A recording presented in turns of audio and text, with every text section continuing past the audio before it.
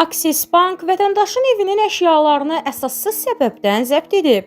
Vakıfaktas xəbər verir ki, sözü gedən bank vətəndaşdan kredit müqabilində aldığı evi məhkəmə qərarından sonra baxımsız hala salıb. Vakıfakta üz tutan şikayətçi Bəşirov Cəbrayıl Mirağıoğlu redaksiyamıza şikayətində bildirir ki, Bakı şəhəri Binəqədi rayonu 9-cu mikrorayon Həmzə Babaşov küçəsi ev altı mənzil 27-nə sahib olan ailə olduqca çətin vəziyyətlə üzləşib. Belə ki, Bəşirov Cəbrayıl Mirağıoğlu'nun adına olan mənzil bir neçə il əvvəl bankla mübahisə fraqmenti olub. Mübahisə manatın devalvasiya prosesindən sonra yaranıb. Belə ki, mənzil Aksis Banka girov qoyularaq kredit götürülüb. Ancaq dolların məzənnəsinin artması səbəbindən ödəniş mümkün olmayıb. Şikayətçinin dediyinə görə icra məmurları mənzilin qapısını sındıraraq içəri daxil olublar.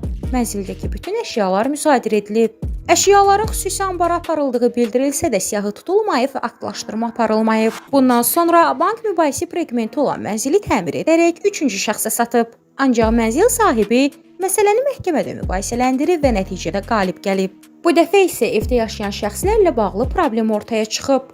Məhkəmə qərarına uyğun olaraq evdən çıxmalı olan 3-cü tərəf mənzili olduqca pis vəziyyətə salıb. Qapılar sındırılıb, döşəmə və divar kağızları cırılıb. Mənzildən çıxan tərəf bunu qəsdən etdiyini etiraf edib. Evin əsl sahibinin ünvanına təhdid mesajları və şəxsiyyətini alçaldan mesajlar göndərib. Ancaq buna görə heç bir tədbir görülməyib və dəymiş zərərə görə kompensasiya ödənilməyib. Əlaqədar qurumlar da məsələyə reaksiya vermir. Mənzili məhkəmə qərarı ilə özünə qaytaran ailəyə dəyən ziyanın ödənilməsi üçün təşəbbüs göstərmirlər. Aksis Bank isə məhkəmənin qərarını qulaq ardına vuraraq ailənin müsadirə etdiyi əşyalarını geri qaytarmır. Ailəyə vurulan maddi və mənəvi ziyan məhkəmə qərarı ilə bankın öhdəsinə düşsə də, bank rəhbərliyi ailənin zənglərinə cavab vermir.